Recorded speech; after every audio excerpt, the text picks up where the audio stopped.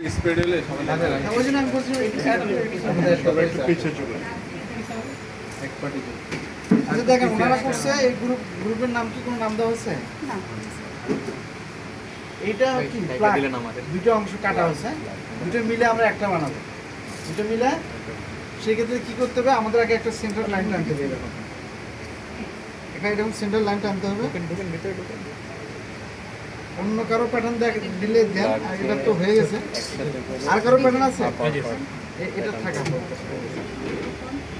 এটা আপনাদের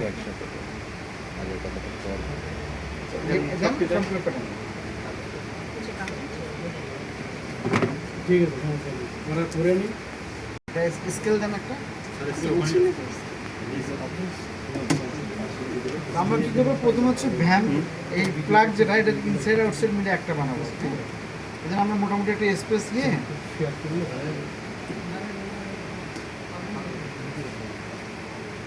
একটা সেন্টারে একটা দাগটা নিয়ে নিলাম এরপর যে কোনো একটা সাইড কোন সাইড ইনসাইড না আউটসাইড আউটসাইড হ্যাঁ আউটসাইড আপু আপনারা সব ব্লক করে দিয়েছেন সবাই একটু সাইড হন এই যে দেখেন এইটা এই কার্ভ আছে মাঝখানে কার্ভটাকে আমরা একটু রিডিউস করে নেব সেক্ষেত্রে আমরা একটু এই ভ্যাম পর্যন্ত সোজা করে নেব যাদের হয়নি তাদের চিন্তার কোনো কারণ যাদের হয়েছে এবং হচ্ছে ভালো হয়েছে কাজটা ভালো হয়েছে এই নিয়ে আবার এটা একটু সোজা করে দেবে পিছনটা একটু সোজা করে বুঝতে পারলাম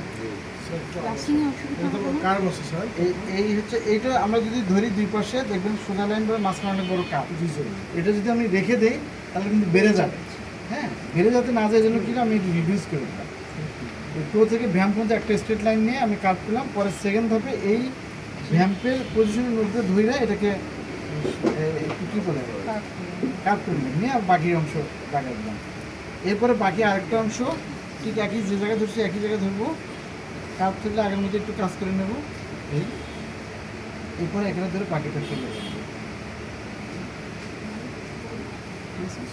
হচ্ছে এই হচ্ছে আমার প্লাগ ইনসাইড আউটসাইড মিলে একটা প্লাগ কিন্তু দেখেন প্লাগটা হলো আমরা এখানে কিন্তু একটু আঁকা পাকার মতো আছে কিন্তু আমরা যখন জুতের মধ্যে নিজেরা ড্রয়িং করতাম কিন্তু স্ট্রেট লাইন ছিল এই জন্য আমাদের এই লাইনটা হাতে স্ট্রেট করে নিতে বেসিকটা পাইছি আমি যে স্ট্রেট করে হয়তো 1 মিলি এদিক সেদিক হবে কিন্তু অ্যাভারেজ করলে যে কোনো জিনিসের একটা রেজাল্ট পাওয়া যায় আমি এটা অ্যাভারেজ লাইনটা আনবো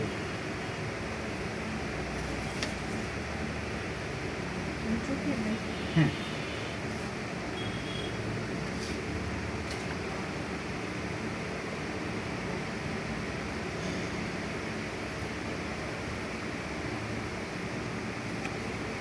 কল রিসিভ হয়ে আছে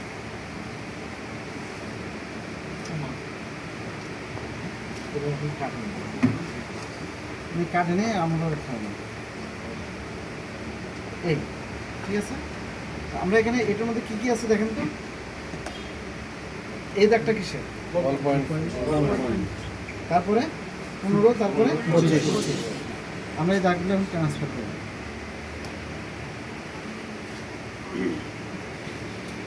এই পাশ হচ্ছে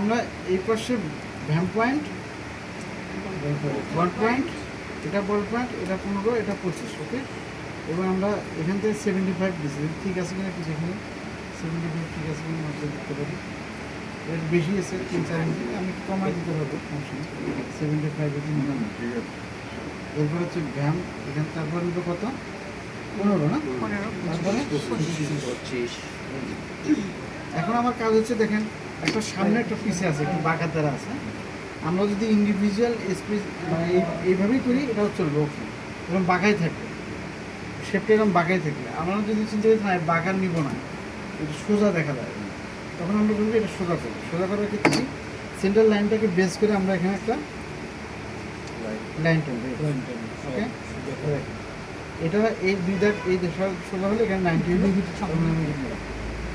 এটা একটু এদিকে আসছে, এটা একটু সামনের দিকে আসছে, ওকে। তারপরে এখানেও 10, 15তেও আমি সেম একটু 90 করে দিই। ঠিক আছে? একটু স্যার বাড়াই দেন। আমরা সোজা বানাই, ম্যাক্সিমাম সোজা করা হয়। বাঁকা হলে প্রবলেম নেই, ওটা আরও ভালো। ডিজাইন ফর ক্লাইন্ট নিতে চায় না। অনেক ক্লায়েন্ট বলে যে হ্যাঁ এই যে বলছে ক্লায়েন্ট নিতেছে না। পড়ার পরে তো এটা উপরে মেজারমেন্ট অনুযায়ী তো ওইটাই আমি হ্যাঁ ওটাই। তার মানে কি আমরা সমান করে দিলাম বল পয়েন্ট, সরি ভ্যাম পয়েন্ট, 15 ফ্লেক্সিং লাইন, তারপর হচ্ছে কি এটা হচ্ছে আমাদের হচ্ছে মূলত স্যাডেল বা আমরা যেখান থেকে কোয়ার্টারটাকে ওপেন করবো সেই লাইন আর কি। এরপরে টাঙ্গের লাইন, হ্যাঁ যেমন টাঙ্গের লাইনটা দিয়ে নিই। কি লাইন এটা? টাং বা অ্যাপ্লন, ফোকাসিলে কি টাং হয়? এই যে এটা অ্যাপ্লন হবে, সরি প্লাগ হবে, প্লাগ। লাইনটা কি বাঁকা হলো না? স্যার টাং মানে যে একটু জিও হ্যাঁ হ্যাঁ। সেটা কত মেজারমেন্টে নিয়েছেন স্যার? এইখান থেকে এটা হচ্ছে 75, এখান থেকে 15, এখান থেকে 25, 15, 25, 75, ওকে। কিন্তু লাস্টিংয়ের ক্ষেত্রে আমাদেরটা যদি বাঁকা না থাকে তাহলে এই জায়গাটা মানে সেন্ট্রাল থেকে বেশি উপরে উঠে যাচ্ছে না পয়েন্টগুলো। লাস্টিং করার সময় কি এই মেজারমেন্টটা বাঁকা থাকতেই হয় না? সোজা হলে তো সমস্যা হয়েছে। আচ্ছা আমি আসতেছি, হ্যাঁ এটা জুতো দেখেন, এই জুতো দেখেন, এটা যদি আপনি চিন্তা করেন সামন থেকে দেখেন, দেখুন যে এই জায়গাটা সমান আছে, এদিকে বাঁকা কিন্তু এখানে এসে সোজা হয়েছে, ঠিক আছে, এখানে এসে সোজা হয়েছে। যদি আমি আলাদা করতাম তাহলে হয়তো আমার ভিতরে একটু কার্ভ হতো, একটু অ্যাঙ্গেল হতো। এইটা হয়তো একটু আগে থাকতো, এটা একটু পিছিয়ে থাকতো। আসলে এখানে এই দুটো দেখা গেছে কি মোটামুটি সমান লাগছে।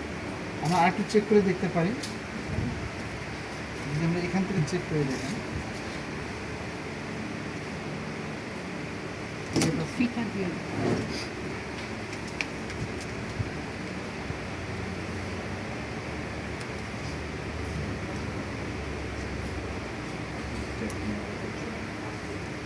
মানে 170 আছে, হ্যাঁ। আবার এই পাশে দেখেন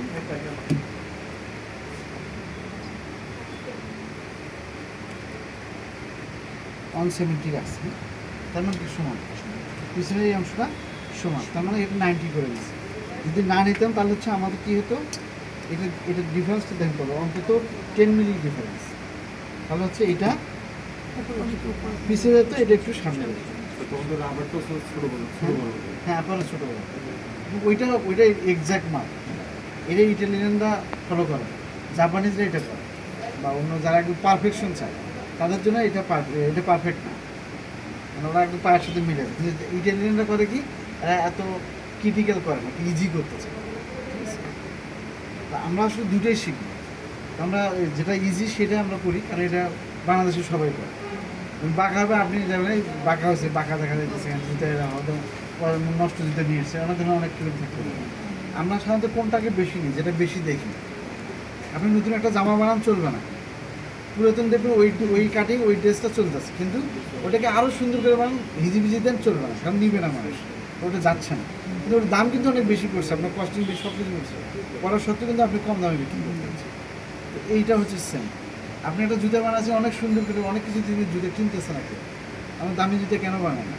আমি একটা জুতা বানালাম, আমি 20-25 হাজার টাকা বেচতে পারবো, কিন্তু আমার জুতা কেউ নিবে না, এটা কারণ সুন্দর হচ্ছে নিবেন, কিন্তু নর্মাল দরকার এইটাও আচ্ছা ঠিক আছে সচরাচর, মানে ওইটাই কি কমফোর্টেবল সবাই যেটা কিনে হ্যাঁ ওইটাই না, এটাও একটা ফ্যাক্ট। তো আমরা এই পর্যায়ে আসলাম, আসার পরে আমরা কী করবো, এখানে আমরা কত নিয়েছিলাম 45, ঠিক আছে। 45টাকে আমরা কী করবো, অ্যাটলিস্ট 10 থেকে 15 মিলিমিটার একটা রিডিউস করবো, কী জন্য, শেপের জন্য। এখান থেকে 10 বা 15, ম্যাক্সিমাম 15 নিতে পারি, বা 10 বা 15 নিলাম। নিয়ে একইভাবে যদি আমরা চিন্তা করি, এখানে কত আছে দেখেন, 45 থেকে 15 বাদ দিলে কত হয়, 30 দিলাম, 30 নিলাম, এদিকেও 30, এদিকেও 30। এখন আমরা কী করবো, এইটা এই 25-এ গিয়ে ঠেকাবো, এটা সেম ঠেকাবো, একটু কার্ভ করবো, হ্যাঁ খেয়াল করবো, সেইটা টাং হবে না, এইটা মনে হচ্ছে প্লাগ। তাহলে দেখেন আমরা কিন্তু একটা শেপ চলে আসছে, এই পুরা জুতার একটা শেপ চলে আসছে। আপু ফোনটা একটু Size ডান কত? দিকে ধরে ধরেন। 41 তাহলে 42 আমরা কি জানি যে এক ইঞ্চি বেশি নিতে হবে। না কয়টা, 1 2 3 কাটা, কয় কাটা? 3 কাটা। আমরা এই প্লাগের এই জায়গার মধ্যে 1 2 3 আচ্ছা, স্যার, চার কাটা হবে। চারটে। এরকম এই ছোটো ছোটো করে 4টে দাগ দিব। তার মানে এটা হচ্ছে 42 এখন আমরা কি শিখছি যে এখানে ওই 5 কয়টা হবে, 5, হ্যাঁ 5 আমরা কিন্তু আগে দাগ দিছিলাম, এই দাগগুলো যে এই মার্কগুলো করছি। এখন একই মার্কগুলো আমরা এখানে আবার করব। যদি আমরা শুরু করি কোথা থেকে, না এই এটা 45, এই 15 থেকে আমরা শুরু করি, দুই পাশে এইখান থেকে ঘুরে এই পর্যন্ত আসবে। আপনার একটু পিছানো উপর থেকেও দেখা যায় পিছানো। এটা হচ্ছে, এটা আমি জাস্ট আইডিয়া দিচ্ছি, আপনার কাজটা পরে করবেন আর কি। এখানে 5 দিবেন, হ্যাঁ দেওয়ার পর যে অংশটা থাকবে এখানে আমরা এখানেও 5 দেবো, কিন্তু এখানে একটু আলাদা 5 হবে। ওই বাঁধতে টাইট করে বাঁধতে হবে। এটা ধরুন দেখুন ক্রস এরকম বক্স আকারে সিলাই থাকে, ওইটা আমরা এখানে করবো, এটা পরে করতেছি। এটা আপনারা আগে এটা করেন, করার পরে এই অংশটাকেও আমরা একইভাবে পাস করে নেব। এটা গেলে হচ্ছে আমার প্লাগ, আমি প্লাগের প্যাটার্ন অলরেডি পেয়ে গেছি। এটা কিন্তু মাস্টার প্যাটার্ন, কিন্তু এটা আবার ওয়ার্কিং প্যাটার্ন করতে হবে। ওয়ার্কিং প্যাটার্ন মানে কি, এটার সাথে কিছু কাজ যোগ করতে হবে। যেমন আমরা সেলাই করবো, সেলাইয়ের জন্য অ্যালাউন্স লাগবে, সেখানে আমরা এক্সট্রা অ্যালাউন্স যোগ করবো, ঠিক আছে? তো এটা আপাতত এইভাবে থাক। এটা একটা দেখালাম। স্যার এটা একটু আরেকটু যদি আমাদের এই স্টেপটা দেওয়ার আর একটু বলে এটা স্যার এটা তো 25 নিলাম, এখানটা 75, তো স্যার এই মেজারমেন্টে আর কি কোনো চেঞ্জ হয়েছে না, চেঞ্জ নাই। এখানে হচ্ছে আমরা 25-এ এসে যোগ করে দেবো, সোজাও যোগ করতে পারেন, ওটাও ডিজাইন হতে পারে, কিন্তু আমরা একটু সুন্দর করার জন্য সরকার কাজ করি। আমরা এখানে 45 থেকে 15 মাইনাস করছি। হ্যাঁ 15 মাইনাস স্যার এখানে একটু দুই পাশে পাশে বসে যে এটা এই লাইনটা এটা জাস্ট একটু ডিজাইন। স্যার তাহলে কি এটা কি গোল দেওয়া যাবে? হ্যাঁ গোল দিতে পারেন, আপনি চাইলে এরকমও দিতে পারেন যদি মনে করেন, বা এরকমও দিতে পারেন। এটা আপনার এটা একটু গোল দিছে, আপনি চাইলে এরকমও দিতে পারেন, আবার চাইলে এখানে একটু এরকম পেঁচাও দিতে পারেন যদি মনে করেন। এটা নির্ভর করে আপনি কী চাচ্ছেন, কিন্তু এর বাইরে যাওয়া যাবে না, 70-র বাইরে যাওয়া যাবে না। গেলে ওটা আপনার পায়ে বাজবে, আবার বেশি কমলে জুতো খুলে যেতে পারে। আবার এই যে লাইনটা আছে, এই বল পয়েন্ট 15, এটা যদি আপনি আগায় দেন, তো সেখানে দেখবেন ওইটা ওই জুতোটা কমফোর্ট হয়ে যাবে, এখানে ভাঁজ বেশি পড়বে, ঠিক আছে? এই 15 ছেড়ে দেবে। তাহলে আমরা প্লাগ সম্পর্কে অনেকটা জানলাম আর কি। এটা আমরা প্লাগ অলরেডি বের করে ফেলছি। নেক্সট কাজ হচ্ছে না, আমাদের হচ্ছে বটম পার্টটা নিয়ে কাজ করা। এটা আলাদা একটা প্যাটার্ন কাগজ দেখি, প্যাটার্ন পেপার দাও তো।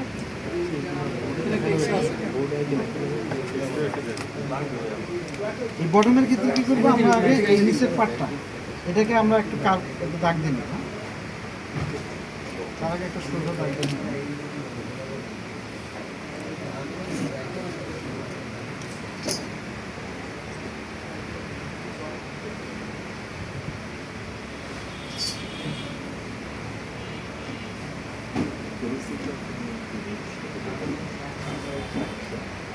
হ্যাঁ ওই যে ওগুলো আমরা কাজ করে নেব। হ্যাঁ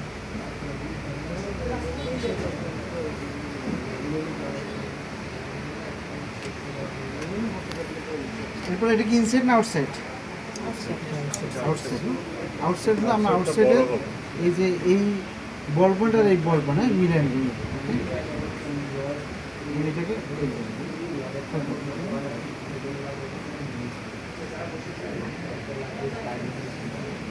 এটা কত? 25, এটা 15। এরপরে বাকি অংশটা আমরা এইভাবে ধরে ধরে দেবো। হালকা একটা শুরু, এই দেখেন টেকনিকটা দেখেন। এই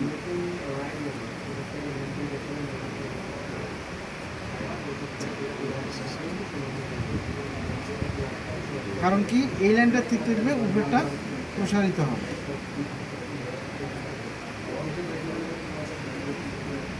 আমরা একবারে মিসেল বানাচ্ছি তো, কিছু করার নেই। তারপরে ইনশাল্লাহ ভালো হবে, ঠিক আছে? দেখেন এখানে একটা শেপ হলো, এই পার্টটা থাকলে এটা কি ইনসাইড। ইনসাইডটা আমরা এখানে ধরবো, এই পজিশনে ধরবো, এখানে যে ক্রস করে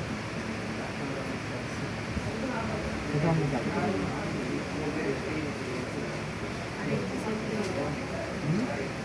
ডেন সাইড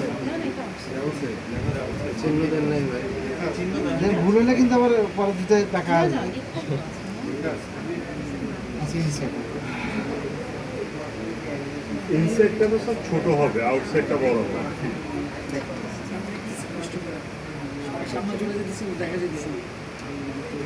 যারা পিছিয়ে আছে দেখতে দিই বা আমি জাস্ট একটা করে বাকি কিন্তু সব আপনাদের করতে হবে। আমি জাস্ট দেখায় বোঝানোর জন্য আপনাদের করতেছি।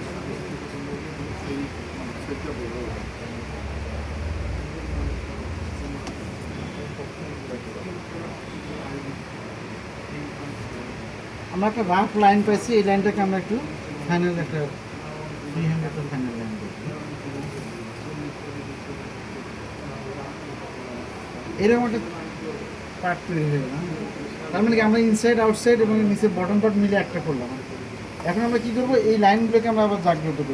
এদেরকে এটা হচ্ছে কি পয়েন্ট, তারপরে আছে কি 15 আছে। সোজা দিছি না বেটা দিছি? সোজা দিছি। আচ্ছা আগে আমরা টাকাটা শেষ করি, 15 না 15 25 সোজা করে নিব। না আমরা একটা আলাদা করে কাজ আছে।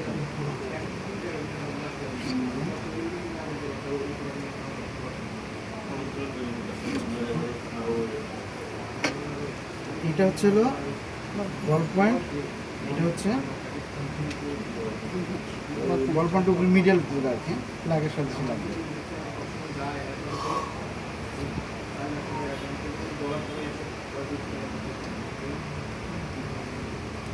আমরা কি করছি, প্লাগটাকে কি করছি, সোজা রাখছি।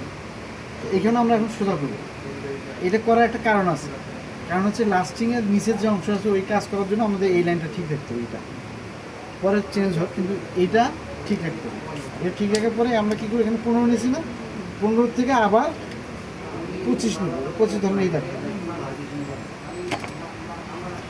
সাইডেও কি 25 আছে? এটা 15-25 হয় মেজারমেন্টে? হ্যাঁ হ্যাঁ ওই সাইডটা হ্যাঁ এখানে আছে, এখানেও যাতে এখানেও যাতে ওটা তো মনে হচ্ছে ওই সাইডটা বড়। তাহলে যে বাঁকা হয়ে গেছে 25ই আছে। হ্যাঁ এই 25 আছে, আছে ওতে 1 মিলি এদিক সেদিক হয়েছে।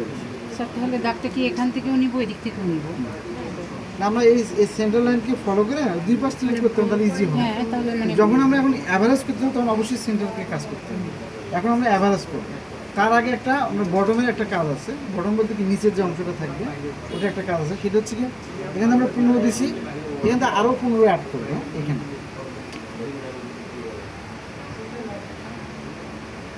এই 15 অ্যাড করবো এবং এই চিহ্নটা এই দুটোর সমান্তরালে এই লাইনে নিব।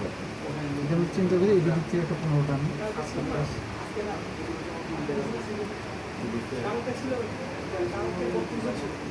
একটু ক্রিটিক্যাল হচ্ছে এখন, হলে কিছু করার নেই। ভুলে যাবো স্যার। যে ভাই ভিডিও করতেছেন একটু দিয়ে দিয়ে একদিনই সব এই লাইনটা আমার এটা দরকার আছে, আমি পরে আসবো, এটা নিয়ে আলোচনা করবো। আমি এটা আপাতত এখানেই রাখলাম, শুধু এই লাইনটা। আর যদি বলেন তাহলে এটা কন্টিনিউ করা যেতে পারে, একটু কন্টিনিউ করে, নাহলে বুঝতে অসুবিধা হবে। আমরা জুতাটাকে লাস্টিং করার জন্য এখানে একটা এক্সট্রা অ্যালাউন্স নেব নিচের অংশটা। মোকাসিনের ক্ষেত্রে যদি পুরোটাই টিউব করা হয় তাহলে সেটা এক ধরনের হয়, আবার যদি একটু টিউব ছাড়া হয় সেটা আলাদা। আমরা টিউব ছাড়াটা করতেছি। টিউব ছাড়া বলতেছে এই পুরো একটা শরীর থেকে যেটা দিচ্ছে এটা পুরোটা শরীর থেকে। আর এটা হচ্ছে এটাও শরীরের থেকে, কিন্তু এখানে একটা জায়গা লাস্টিং অ্যালাউন্স ছেড়ে দিয়ে আমরা একটু একটা জায়গায় ভিতরে একটা জায়গায় ফাঁকা থাকবে।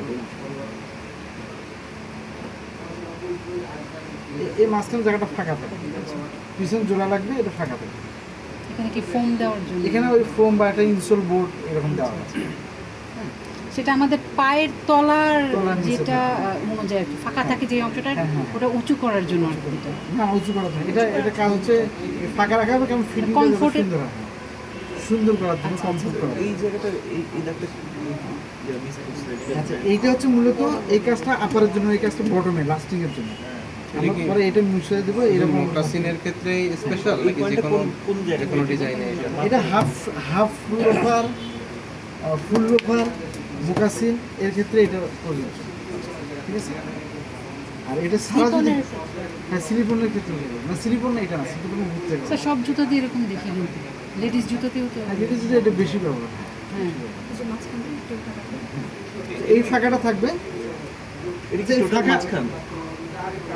আচ্ছা আমরা আসতেছি বেশি দূরে গেলে আবার স্টেশনে ভুলে যাবে তো এটা আমরা এদিকে ভুলে যাই ধরেন আমি এখন যা বুঝলাম ওটা ভুলে গেছে আমরা এখন এই পর্যায়ে আছি এখন আমরা কী করবো এটাকে অ্যাভারেজ করবো তাহলে আমরা এই পয়েন্টে কী করতে হবে 90 করতে হবে না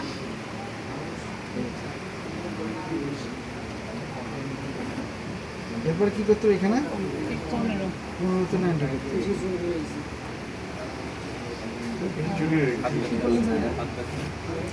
সমান সমান সোজা করে নিতে হবে। সেক্ষেত্রে যে আমরা যে বলপয়েন্টটা বের করলাম দুই পাশে ওটার তো মানে সাইড মানে দুই পাশের মাপ কিন্তু এক।